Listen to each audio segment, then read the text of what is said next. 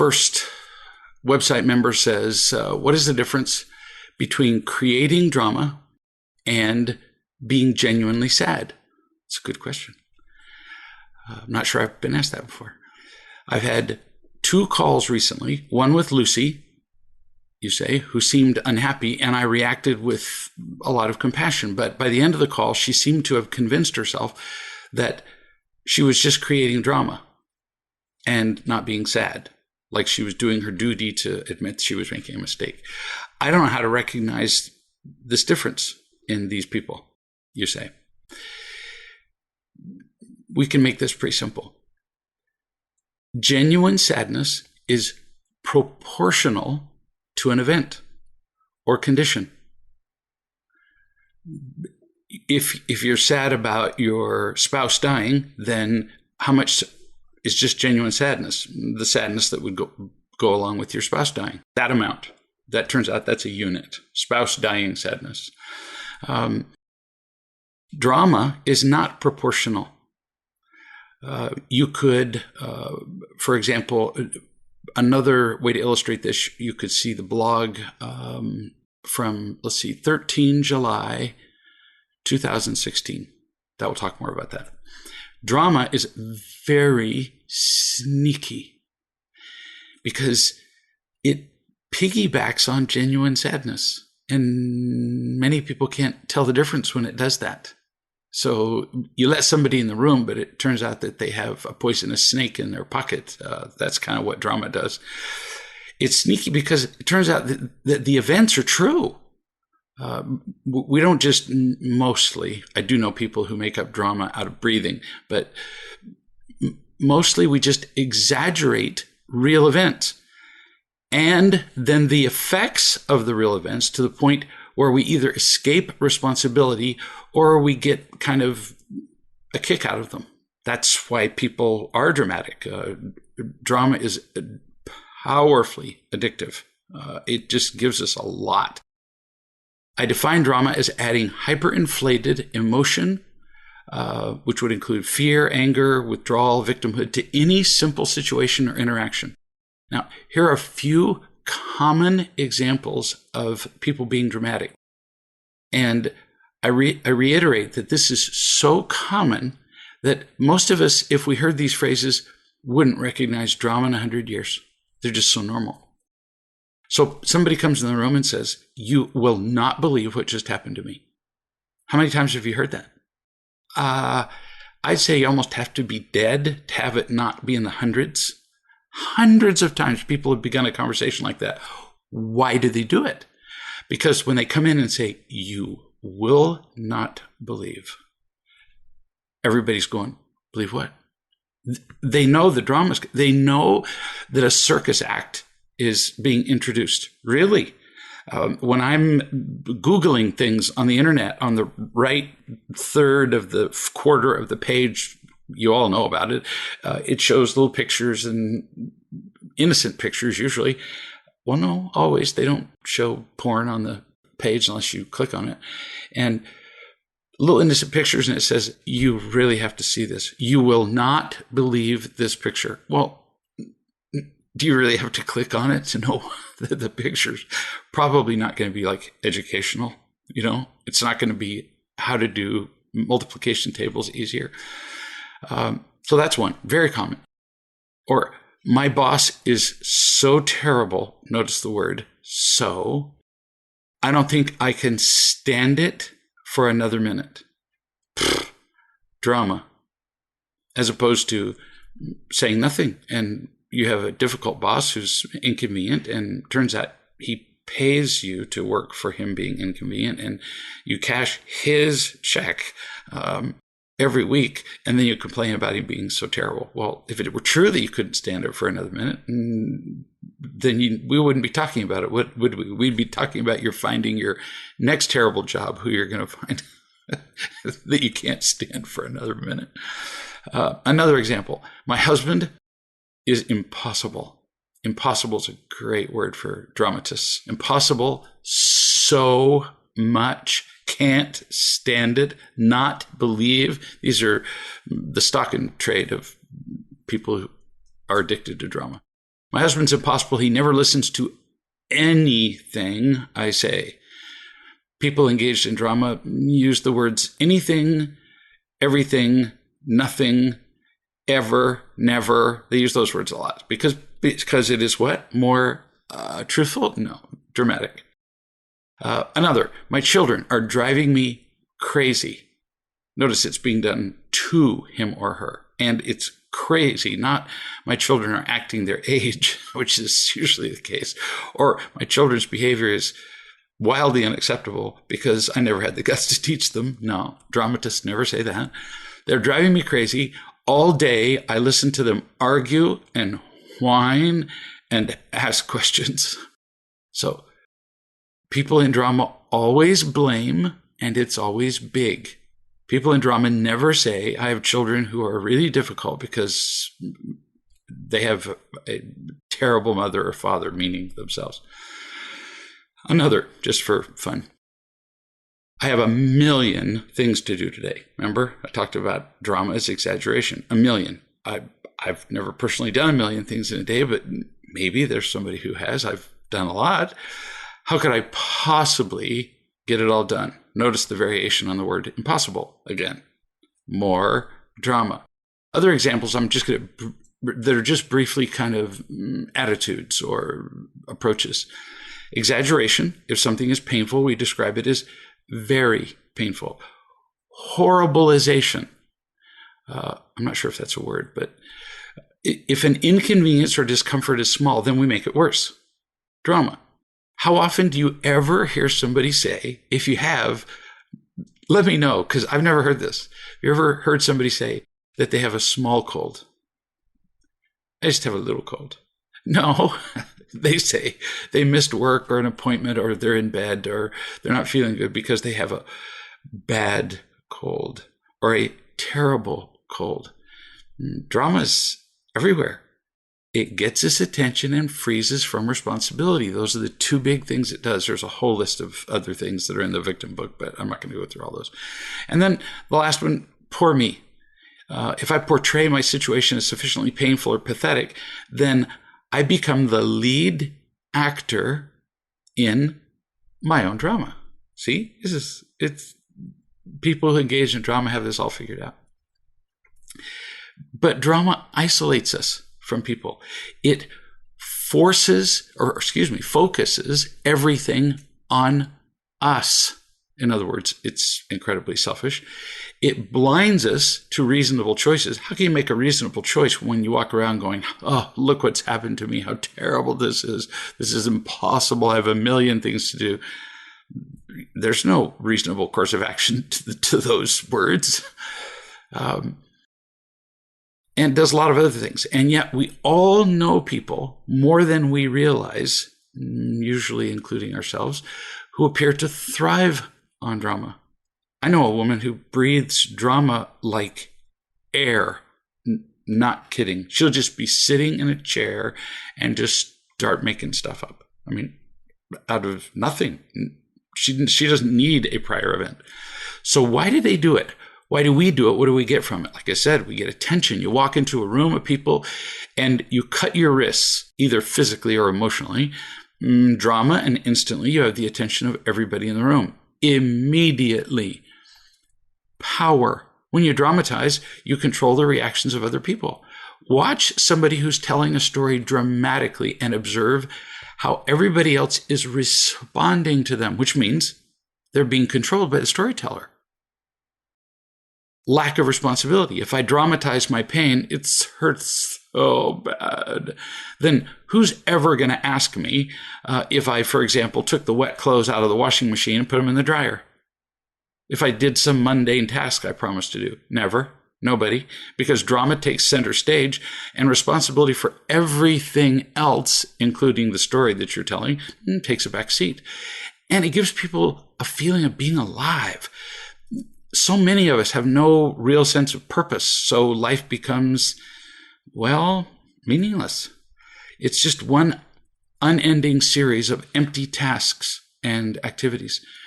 Drama serves to create an energy that simulates being alive. Huge. If somebody tries to talk a drama addict into good sense, pointing out that it's not as terrible as they thought, they uniformly respond with, and here's one of the hallmarks of people in drama, you just don't understand. And then they dive back into retelling the story. That's another characteristic, by the way, telling the story over and over and over. There are people that I speak to occasionally where I could number their stories. This is story number 3. There's parts of 4, but we didn't get all of it. They repeat themselves over and over. They dive right back into the pool. And if you don't listen, they'll stomp out of the room. So the difference between drama and not, read the blog that I talked about. That's the biggest thing that blog offers that I'm really not going to talk so much here about, other than I said that drama is disproportional to the event. This person says, new subject, I've realized that I'm getting a little bit too attached to the outcome of a particular business deal. When I attach myself to the outcome, I begin to feel out of control with the people who are supposedly helping the deal along. In other words, that person's taking too long. That person isn't prioritizing our deal, and so on. As soon as I begin to feel like this, I become unavailable to love the people around me. That's pretty brilliant of you to see. So what's the solution?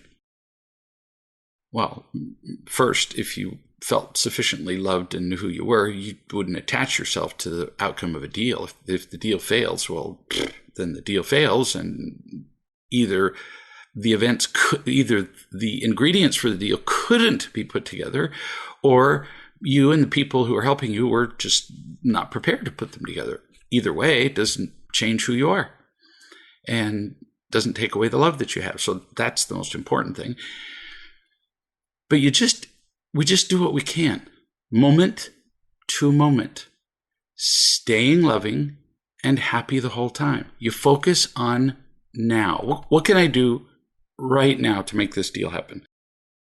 It's not like I'm advocating doing nothing and just, hoping that it will all happen for us. No, you do what you can, but if it doesn't work out, it doesn't change who I am. Then you let other people do what they can.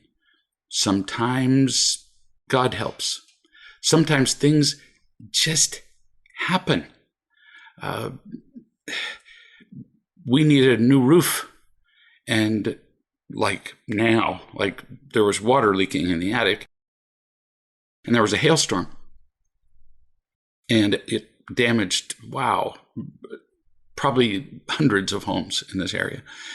Just enough that the insurance company came out and said, yeah, you get a new roof. And we're going, cool. Sometimes things just happen. I choose not to believe, and you might choose differently, to believe that God damaged hundreds of roofs in the area so that, mine could be replaced. There's somehow, I think if God's hand were involved, it would have been more localized. But what do I know? Sometimes things happen. Sometimes they happen better for us than we would have planned. Once we grab hold of the steering wheel with a tight fist, we tend to screw things up. No kidding. No matter what the driver's doing, if the passenger reaches over and grabs hold of the wheel and starts jerking on it, I've never heard of an instance, and I worked emergency rooms for years, of that working out to the better. So the writer said, do you ever become attached to an idea or a situation? Asking me personally. Almost never, because it just doesn't work. It ties my outcome, or ties my happiness to an outcome that I can't control. There are little exceptions. I'm lifting a rock in the garden that I thought I could lift, and I'm using a pry bar and doing all the right things, and something slips and it drops on my toe and really, really hurts. And sometimes under my breath, I think, I am annoyed. So am I tied to the outcome in that case? Yeah, for 5 seconds. But it doesn't affect how I feel. And it doesn't affect how I love people when I go back in the house. I just briefly go, I didn't appreciate the outcome. I also didn't sufficiently prepare to keep the rock from falling on my foot. So how do you continue? How do you stay unattached and remember the truth? I don't want to affect other people with my anxious thoughts.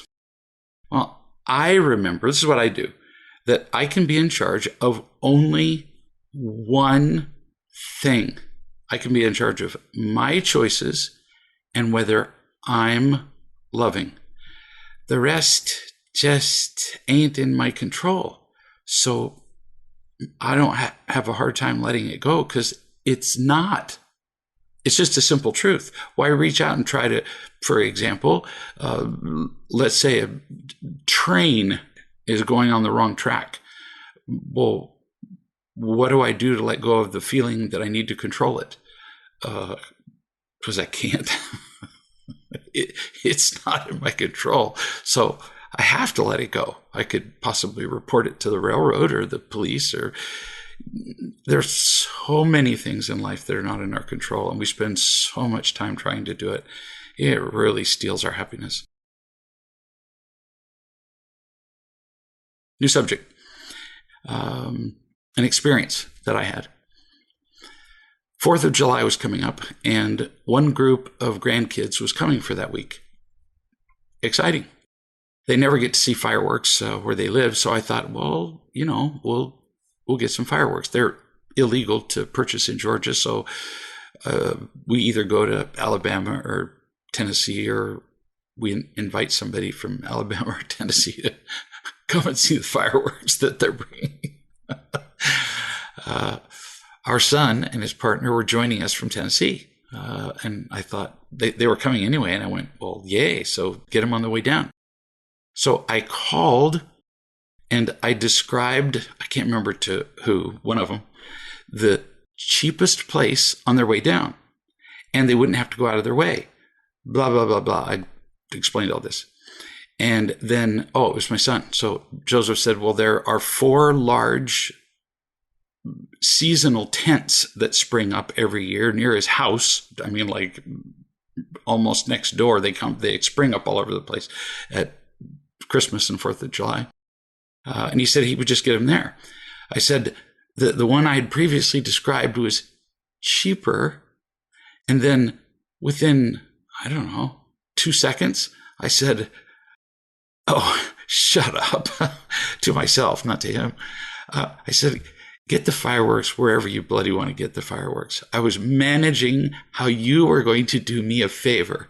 I was managing what you did because I thought I would save a few dollars. Turns out I wouldn't have even saved a few dollars. But I said, forget that I spoke. So this is actually an illustration of the person who asked me the question before. Do you ever get tied to the outcome? Yeah, I wanted to save a few dollars, and so I was going to control my son as to what he did, when it turns out he does have a brain in his head. So I said, forget it, that I was trying to control your decision, and do what you want. Over. No arguing back and forth, no discussion of prices, no extra travel, no here's how you get to the special secret cheap place. Completely clean. And then I'm completely grateful when he brings the fireworks down and we just pay him back for buying them. And I didn't even look to see. I didn't care whether they were cheaper. Turns out I somehow found out later that it was within so few dollars that it wasn't even worth talking about. New subject. I was on the phone with a woman and she said that she was doing great. But she added, I feel bad about myself. You got to kind of wonder how you can feel great if you feel bad about yourself. She said, I feel bad about myself when I make mistakes that affect other people. And I said, really? Do I love you? Yes. I said, and I named a coach that this person knew. I said, does your coach love you? Yes. Does God love you? Yes. I said, so what does all that prove? Prove, not what does it suggest? It proves that you're worthwhile. So we know that. But worthwhile people still have to learn. You don't get experience free. Turns out you have to learn from your experience. And that means making mistakes. It's the price of learning. We spend our lives avoiding mistakes when that's how we have to learn. It's really kind of silly. It's just the price. They're necessary, not just part of the deal or occasionally happen. No, they're necessary. Mistakes are a fact of life. This is from a man named Nicky Giovanni. Mistakes are a fact of life. It is the response to them that counts, not the mistakes. Alexander Pope, really famous author in his day, which was a long time ago. He was actually mentioned in the movie Tom Hanks. What was that movie? The something code. Doesn't matter. What?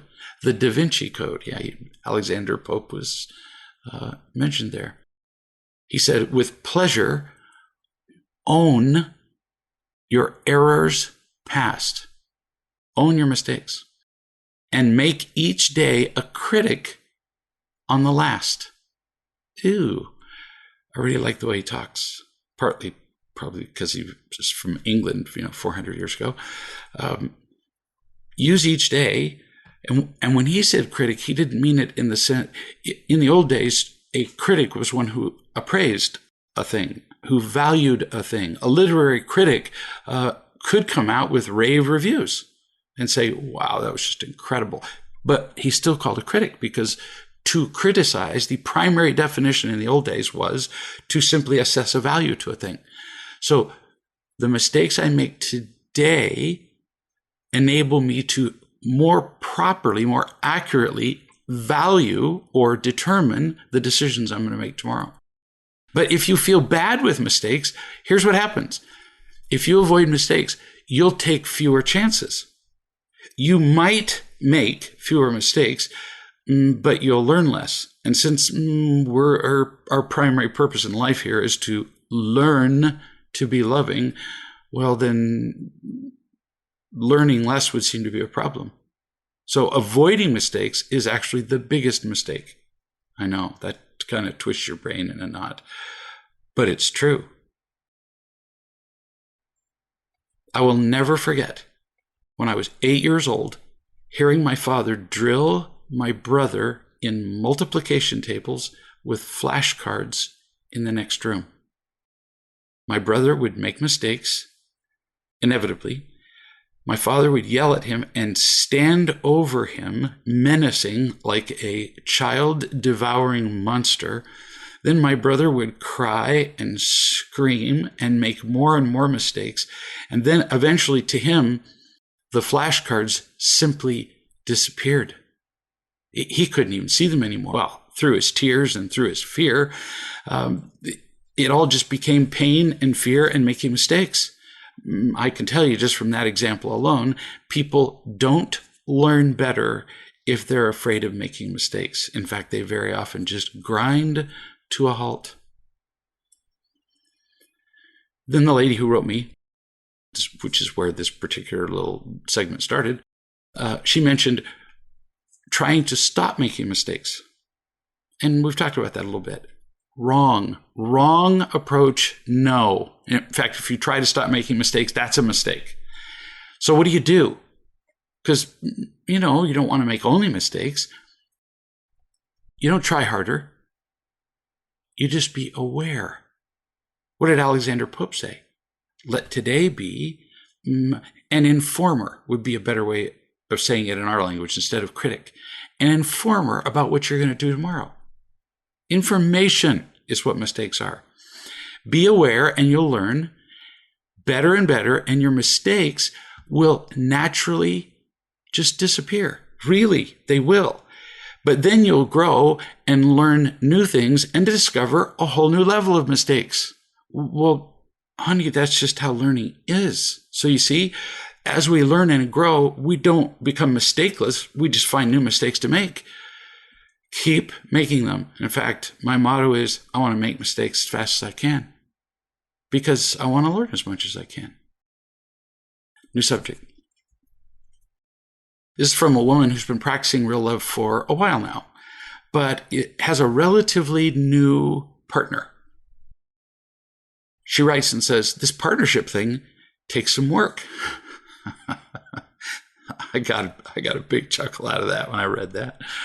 Everybody gets married, and for the first, few hours, they're just deliriously happy. Actually, I've known people who aren't deliriously happy even for the first few hours. I did meet a couple that decided to divorce before they even went on their honeymoon. So no, it's not always guaranteed to be happy. But most people start off doing fairly well, and then they discover, oh my goodness, this takes work. She says, my husband Mark asked me if the clothes that I have hanging on the curtain rod were going to stay there. Apparently these are clothes that were out of the closet hanging on a rod somewhere, and not particularly consistent with a neat-looking room. She continues, it did not feel like a request. I asked him if he was bothered by the clothes. So, listen slowly. When your partner speaks, they own the floor. So your job is to really, really listen. Listen. Don't waste or multiply words. You asked if he was bothered. This is very common in conversations. I see it all the time. Oh, so does that bother you? Well, what a stupid question. It's a waste of time. It's a waste of listening. Of course he was bothered, or he wouldn't have asked. He didn't ask if you were going to leave the clothes on the curtain rod because, wow, he thought that was a great decorating idea. Of course he was bothered. He wasn't taking a survey about clothing storage in the neighborhood either. Instead, you skip the unnecessary question and say, would you like them to be somewhere else? Now, you're not promising you're going to move them, but you're solving a problem in his head. Asking if they bother him requires a follow-up question. The one I just gave you, or the one that I just told you. Would you like them to be somewhere else? You continue. He said yes and mentioned several other messes that bothered him in the house, all of which were mine. I asked him if he realized that he is bothered by my messes, but not by his messes. Sorry. I try to do this with a straight face sometimes. So you realize that you've made a big mess. Yeah, so have you. Yeah, so have you. I've never seen one of those conversations go well. So that would be a big oops. Now, why is that a big mistake? Because this is what people don't get.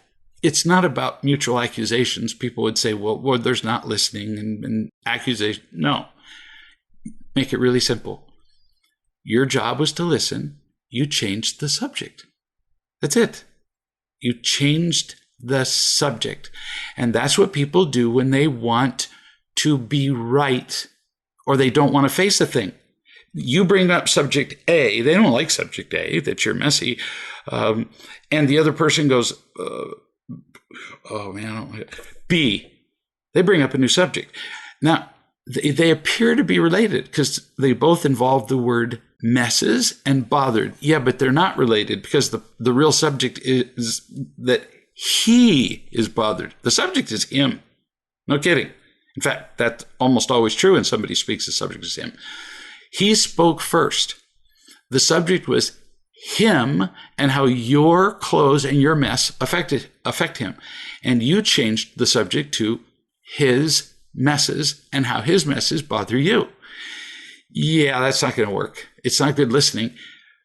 More important, it's not good partnership. Part of you is right now as I'm speaking going, well, but what about his messes? Yes, I know. But if you want to bring up his messes, you could have done it before he brought up yours, or you can bring him up at another time. And I don't mean 2 minutes later, in which case it looks like tit for tat and, I'll throw a grenade and you'll throw a grenade back at me. No, you can bring it up in days so that they're not associated.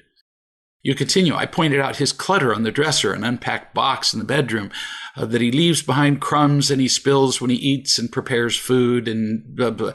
And then he got defensive. No way. He started off with the subject of your messes. You attacked him and he got defensive. I'm not excusing it. I'm just pointing out how this happened. And he said that I turned on him. He said that he wanted to solve, quote, solve the damned problem, end quote, and that I wasn't listening to him. Yeah, he pretty much nailed that. I said the clothes on the curtain rod aren't the problem. Maybe not to you, but they're the problem he brought up. The problem is that he looks for things to be bothered by. Oh, that may be a subject for another day. Maybe so. Maybe he does pick at you. But the subject right now is the clothes on the rack. So you see what happens? The subject was your messiness. You turned it into his. Then he turned it into you not listening. And then you turned it into how he looks for mistakes. This is a nightmare. We've got at least 4 different subjects going on. How do you do 4 different subjects simultaneously? You don't. It's like side effects of medications. Any given medication has already unpredictable side effects in a given person. Now put somebody on 2 medications. Oh, you have no idea in a given person how 2 medications are going to interact. And I know people who are on 8, 10, 12, 14 medicines. Back when I was doing medicine, one of the first things I did was pretty much stop everything. Unless there was some particularly life-threatening problem that had to be addressed. Because we don't know what's going on. And that's what happens in conversations like this. You have no idea what's happening, except that nobody's listening, and now it's just now your life is a mess in addition to the room. You continue. He got angry and defensive more. He said, this is why I don't talk to you about stuff. We're just going to keep multiplying subjects. You don't listen. Honey, he's right. At least in this particular situation, you didn't listen to him like at all. And I'm guessing that if you did it here, not listening to him, you've done it many times before. And no, he's not justified in getting angry. I'm just explaining to you how this happened. So that why? You'll quit making mistakes? No, don't care about the mistakes. So that you'll be smarter about choosing the next time. Like Alexander Pope said. So today's argument is information to help you make tomorrow's discussion possible. You say, I wasn't telling him that he needed to clean the messes, just pointing out that he's selective on what bothers him. I said, we are solving a problem by talking. No, once you changed the subject, problem solving became impossible. You say, his looking for problems creates conflicts between us. Maybe, but not if you solve them one by one, with one person being the speaker and the other person being the listener. If you argue, 0 problems get solved, like, ever. You say he's frequently bothered by what I do or don't do. He wants me to be like him. He says this repeatedly in a joking way, but he's really not joking. He says, I'm not listening when I don't validate his complaints. Well, now we got another subject, or 2, or 3. This would be exhausting, because you 2 could do this, all day and all night. And I happen to know that on occasion you have done it all day and all night and gotten nowhere. One subject at a time. As I talk to people on the phone with no conflict, I'm not having a conflict with them at all. And they'll say, I've got several questions to ask you. And in their rush, they'll name one, and then they'll say, and also, thinking that they're somehow continuing the sentence by saying, and.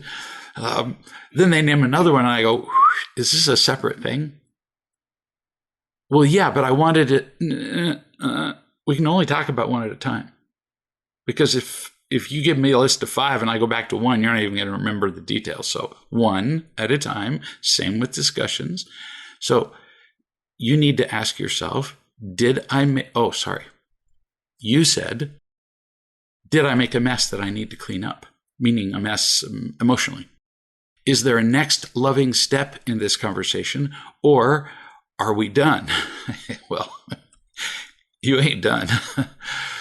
So share with him what you learned right here. Let him watch this segment of the video chat, for example. Take care of the clothes that he pointed out in the first place. If they're unsightly to him and they bother him, I'm guessing that there's a solution that you can come up with. I'm guessing there are clothes you don't really need to have. I'm guessing there's some other place that you could put them. If his messes bother you, you can bring them up, but not in retaliation. At least a whole day has to pass before you can bring them up. No kidding. Minimum of a day, not an hour. New subject. This is from a woman who's been doing real love for a while. And in the beginning, what a mess. She was what some would call actually certifiably crazy. The usual wounds of childhood, but in addition, some, unusual trauma, like some people would even call dramatic trauma. And I've loved her on many, many occasions. Sometimes teaching, mostly loving. But so wounded she's been by a lifetime of pain that any teaching was a problem. She definitely grew as a result of the loving and minimal teaching. But then she hit a ceiling where she just kept complaining about the same things. She had numbered complaints that 1, 2, 3, 4, and the people that knew her could number her complaints, so she wasn't just telling me them. And they became a huge obstacle. Eventually, more direct talk and teaching became necessary. Because why? Because I'm mean and I really like to tell people they made mistakes. No. Because she'd stopped growing. Because she'd stopped growing in her happiness. And that, it was the goal. We had a difficult conversation where I was more direct with her than I'd been before. She wrote and said, "Today, I think I have a lot more clarity from our calls yesterday and how I was wrong." Wow. Well, that's a big first step, especially for somebody who feels victimized, being wrong. She said, "I got stuck in resentment towards you because when you're straight with me, I instantly connect to the deep pain that I'm being criticized and attacked. And before I'm even aware, I bring out every weapon to protect myself and fight back." Well, yeah, of course. That's entirely natural, entirely understandable, and deadly. And I feel huge compassion for your pain. You needed to protect yourself in the past in order to survive. You really did, because there was nobody to care about you. And in your past, every straight delivery was an attack. Every straight delivery of words or observations about what you're doing. But now it's not. And you're adjusting to that. You continue. "This is all wrong," my defending myself in all caps. "You're desperately trying to teach me." That was a really big thing to say for you. Yeah, really desperately. "I would give anything to love you and teach you so that you can not diminish but eliminate your pain. Only healing will do that. And you've come so far. So you're not going backward. In fact, you're doing so well that now, finally, your old pains get to surface more thoroughly. You feel safe enough that the old pains are just bubbling up." Yeah, I realize that doesn't exactly feel like a treat, but it's unavoidable. Like I was saying earlier in the hour, the more we learn, the more we discover new mistakes to make.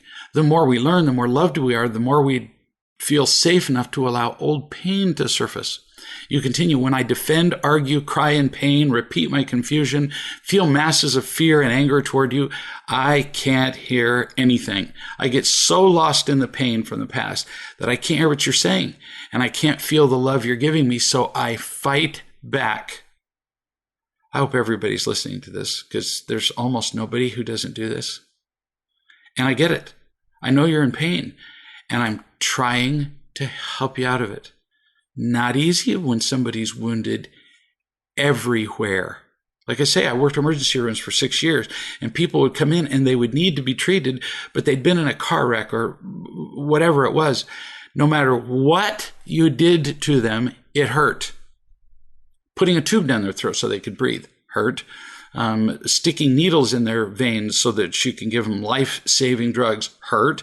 Moving their limbs, which were either bruised, broken, sprained, hurt. In the beginning, almost all healing is painful. I got to the place where I couldn't use my knees anymore, and they had to replace my knees, and wow, did that hurt. But it was necessary. You continue. This morning, I listened to our recent calls again. I wrote them all out. That would have taken some time.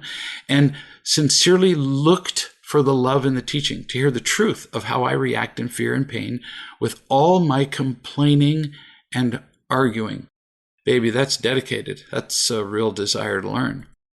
I could finally hear, you say on the calls, how you were loving me as you were teaching me, and how utterly lost in pain I was, and how deaf and blind. Old pain is powerful, deep, and sneaky. I couldn't begin to count how many times people have called me and said, I just had this interaction with my picket, boss, husband, wife, kid, parent, whatever, and I just don't understand why I so overreacted with blank. I've gotten faster now, and I just say, old stuff, honey. Old pain. Well, they say, well, but I worked on my old pain. Yeah, and now we're discovering there's some more. So what do? You keep getting loved. You keep doing what we always talk about. You get all the love that you can. You trust it. You remember it. You share love with the people around you, and your wounds heal. And then you discover there are more wounds. Well, I'll be darned. The older I get, there are always more wounds, many of which I caused 40 years ago. You say, so here's what you really taught me. And I'm going to print this out, and I'm going to read it every day. I'm being assaulted by pain I can't see, by past pain. It seems like whatever I'm doing in the moment is the problem. It seems like it, like whether I'm smoking, drinking, anger, whatever. And it is a little, but it's way more of the past pain. If I don't deal with it, it will keep biting me. Yes. Yes again. That's it. And it's so, if you like, unfair that so much of our pain comes from wounds we can't even remember. Wounds we didn't inflict. But that's the price we pay for being alive. I need to see it just like that, you say. It's not a mystery. She says that because at one point in our previous conversation, she just kept saying, it's just all so mysterious. And I said, it's really not. It's old stuff, honey. It's not a mystery. And so she says that here. It doesn't help to say, I don't understand this. This is a really common thing for victims and people in drama to say, I just don't understand why. And it turns out, yeah, they really do. They just don't like the explanation. We do understand this. It's about healing the wounds.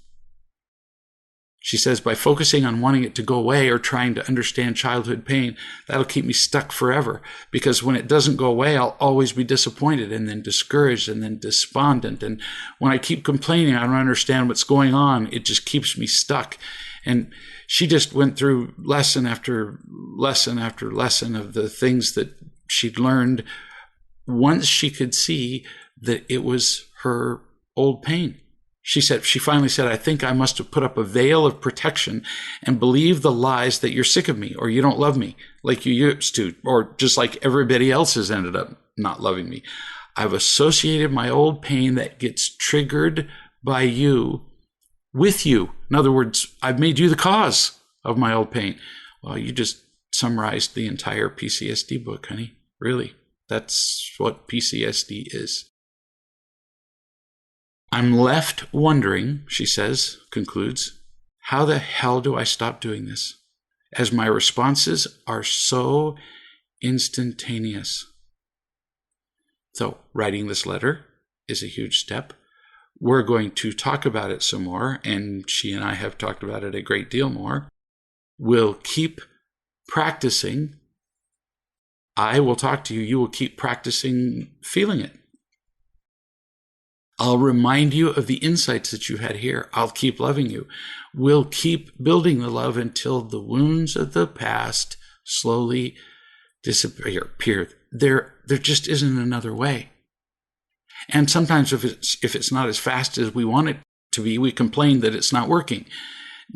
Wrong. We've just set an expectation that's impossible. How many people have had an operation, including me, and then gone, well, it's been a whole day, since the operation. How come it still hurts? We would all like the easy way. But for most things, really meaningful change, really meaningful progress takes a lot of time. And it's always more time than we wanted. New subject. A lady wrote and said, I went to a funeral today. The deceased was described as a very strong person. But then I thought, strong can mean a lot of things. No kidding. And a lot of them not particularly good. So she continues. She says strong can mean stubborn. It can mean insisting that their way is right and what they believe is the absolute truth. It can mean deep down, very afraid, but unaware or too afraid to show it. So yeah, those people can look strong. Manipulative. Many people are described as strong because they can manipulate the people around them. Dictators, for example, are often referred to as strong men. Not really, no. They're just weak little babies that just happen to have acquired a great deal of power. Hitler, for example, managed to, let's call it manipulate in a negative way, ended up leading to the deaths of 60 or 80, I can't remember, million people overall in World War II. And he wasn't strong at all. He was a very weak personality, had virtually no social skills and was afraid of almost everybody and protected himself by, killing 80 million people. You continue. Strong can be unwilling to acknowledge that other people get to have their opinions and choices. In other words, they strong arm people into believing as they do. And you say, I believe these result from pain that hasn't been healed yet. You're right. But you continue. Strong can also mean willing to learn and persist. That's a good definition of strong. This is really, really good, which is why I'm reading it here. You describe the unloving ways of being strong, and now you're describing real strength. Strong could be letting go of pride, shame, arrogance, and criticizing other people. Yeah, that takes real strength. Allowing themselves to be led by those they feel are wiser than they. Who would consider being led a strength? But it is. Learning to be tender and experiencing that life really can be different than they thought. Admitting mistakes. That's one of the strongest things you'll ever do in your life. I still view somebody admitting a mistake and correcting it and being humble and becoming more loving as the greatest miracle ever. Makes parting the Red Sea look small. That was just water. Didn't have a choice. We do, and we often make them badly. Strong can mean admitting that they don't know much after all, and they're okay with that. And a lot of other ways to be strong. This kind of strength can lead to happiness and peacefulness. So, to everybody who's listening, those descriptions of the two kinds of strength are brilliant. Which kind of strong do you want to be? Easy question, but not often easy to implement. New subject. A man writes and says, at our family meeting last night, my wife addressed our daughter. And she was talking about correcting, manipulating, and controlling, and that we had taught her those things. And our daughter said, oh, so then it's not my fault? What a relief. Is that beautiful or what? The parents took responsibility for what they had taught the child, for things that the child had struggled with, and the child realized, Wow. Cool. The child doesn't have to walk around with the burden, at least, of guilt and feeling bad about herself. Now she can just learn to make different decisions. Here's a lady who says, my teenage daughter, Marilee, and I drove out into the countryside. We went to my mother's and did some gardening. My brother stopped by and told stories about members of the family who are all just emotionally screwed up and scarred beyond all description. Jail, drugs, sexual abuse, it just sort of goes on and on. And with your efforts, my dear, you're saving Marilee from all that. Here she is out here helping you in the garden, doing some stuff for your mother, as opposed to doing drugs and making babies at 16. And this is no small thing you're doing, honey. If we simply, we've got a whole planet who's focusing on how to save the coral. Good thing. How to get clean water. These are all excellent pursuits. Doing a great number of things. Making money, sometimes a good thing. And all of these combined would be good. But we're missing the most important one. Until we teach people how to be good parents and help to be happy the generation that's coming up so that they can help the generation after that, how could we possibly succeed? What difference does it make if we do the other things right? You are a hero in doing this with your daughter. I am in awe. You continue. Marilee hung a hammock between two trees and just relaxed for a while. Later, in the car on the way back, she said to me, Mom, it was so fun to watch the calves, Calves, the little cows, and feel the breeze. I felt so happy that it never even occurred to me once to get on my phone. This is a 16-year-old girl. That's like, you're kidding. It didn't occur to me to get on my phone. Mom concludes, then we stopped at a restaurant on the way home for dinner, and I took out my phone to text pictures of the flower beds that we'd worked on to my sister, who loves the flowers as much as I do. And my daughter said, quote, Mom, this is a really great bonding time for you and me. Could you get on your phone later? End quote. And Mom said, we had so much fun. How fun is it to hear a teenage kid tell her mother, we're really having a nice emotional experience here. Is there any way you could get off your phone? Who would have thought such a thing was possible?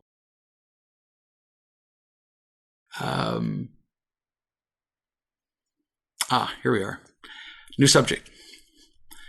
My husband lets family members smoke in our house because he's too afraid of their disapproval if he were to tell them that they couldn't smoke. Well, I don't like it that the family comes and smokes, because then for days afterward, the whole house stinks. How do we resolve this? I can tell you how this is resolved in a real partnership. I'm not going to tell you what to do, but I can tell you what works, for sure. That's up to you and your husband whether you implement it. In a real partnership, you don't do anything major. We've talked about this. It's a principle called common ground, if I remember, without complete agreement, unanimity. Like common ground is just a version of unanimity. Let's say that you're going to buy a car, and your husband wants to spend $35,000 on a car, and you want to spend $27,000 on a car. All right, well, you're not unanimous about 35 and 27, are you? But you are unanimous about 27. He agrees that $27,000 needs to be spent on the car. He would like 8 more to be spent, but he agrees on 27. You agree on 27. So it's 27. Because that's what you're unanimous about. So you either spend $27,000 on a car, or you don't buy a car now. And you wait until your number is the same, or you find a car that's to your liking and it turns out that you both agree on the amount. You'll figure it out. But unanimous agreement is part of partnership. But here's a but. No partner has a right to injure the other. We don't have to have unanimity here, ever. So what do I mean by injure? To intrude upon, to inconvenience, significantly, to assault. We don't have to have unanimity about that. The person who's being assaulted gets to unilaterally stop it. Just like in the old days, not now, people would get into an elevator and light up and they would smoke. And if somebody said something, boy, back in those days, you didn't stop anybody who smoked. They would say, well, I have a right to smoke. This relaxes me. And so everybody mostly would then just give in. No, nobody has a right to go in, and we don't need a unanimous opinion. The person being assaulted gets to stop it. Now, assaulted with what? Assaulted with noise. So, for example, one partner doesn't get to decide to play loud music late at night when the other person is going to bed early just because that's their preference, or they have to get up early in the morning because of an early morning job. That's an assault, and that has to stop. Anger is an assault, and one person unilaterally gets to say, I can't stop you from being angry, but I also can't be around it. So you choose. You can stop it, or I'll just go somewhere else. The next room, the next state. Lights. Some people are prone to turning the lights on all over the house when somebody else is sleeping or getting ready to go to sleep. That's an assault. Smells. Smoking is a smell. I was sometimes not entirely tactful, but when I was a kid and somebody would get in an elevator and say, do you mind if I smoke? And I would say, do you mind if I pass gas? I enjoyed that way too much back then. But see, it's one assault and another. No, it's not okay to get in an elevator and offend other people's smell. Not okay to smoke either, because it's the same thing. So that applies to you, because he's allowing his family members to assault you with smell. And by doing that, he's really kind of participating in the crime. So you unilaterally get to tell his family that they can't smoke in the house. Now, it'd be nice if you told him ahead of time so he wasn't surprised, but he doesn't have to agree. He doesn't. There are things that Donna does here in the house because it would bother her if people did them. She might tell me about it, she might not, but she gets to make that decision, what bothers her in her house. So you can tell your family that they can't smoke, and you tell your husband that you're going to tell him that. End of discussion. He can not like it, but you're going to tell them because you don't have to put up with it. And although that sounds kind of almost harsh, it's loving. If you let people smoke in your house, are they going to feel more loved? No. If you let people smoke in your house, are you going to feel less loved? Yeah. So the score as it is now is 0 plus 0 plus 0 equals 0, because nobody ends up feeling loved. If you prevent people at least from assaulting you with smell, you're going to feel more peaceful. And that leads to feeling more loved. Love wins. Now, this is a small win, just preventing an assault, but anything that interferes with feeling loved has to be dealt with. And eliminating it contributes to loving and is therefore loving. If you have a hard time with that, you write me. But it is. So you're not being unloving to tell them this. Always ask your question that we talk about at the end of most video chats now. As you talk to these people, you be loving.